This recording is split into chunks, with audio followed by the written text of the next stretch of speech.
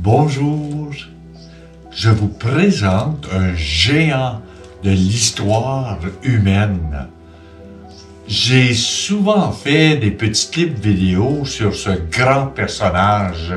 Et oui, Saint Thomas d'Aquin. Qui est ce géant de l'histoire?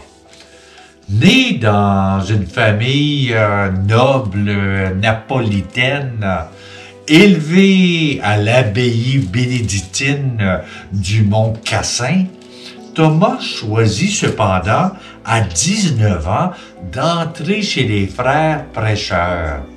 Ce n'est guère du goût de sa famille qui le fait enlever et enfermer. L'ordre des Dominicains est un ordre mendiant fondé quelques années plus tôt, et il n'avait pas bonne presse dans l'aristocratie. Au bout d'un an, Thomas peut enfin suivre sa vocation. On l'envoie à Paris pour y suivre des cours de la bouillante université. Il a comme professeur Saint Albert le Grand. Pour ce dernier, il faut faire confiance à la raison et à l'intelligence de l'homme pour chercher Dieu. Le philosophe le plus approprié à cette recherche est Aristote. Saint Thomas retient la leçon. Devenu professeur, il s'attelle à un gigantesque travail pour la mettre en œuvre.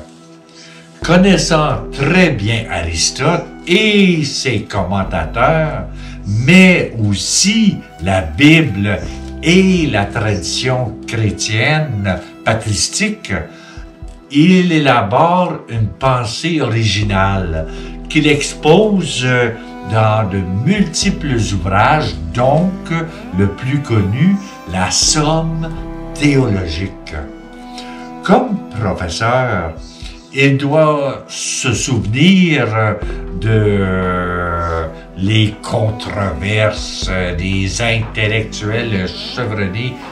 Il voyage aussi à la demande des papes, mais c'est l'étude qui a toute sa faveur à la possession de Paris, la grande ville. Il dit préférer le texte correct des homélies de Saint Jean Chrysostome sur l'évangile de Saint Matthieu. Il meurt sur la route, en chemin vers Lyon, où il devait participer au grand concile de l'an 1274. Et voilà un court résumé de la vie de Saint Thomas d'Aquin.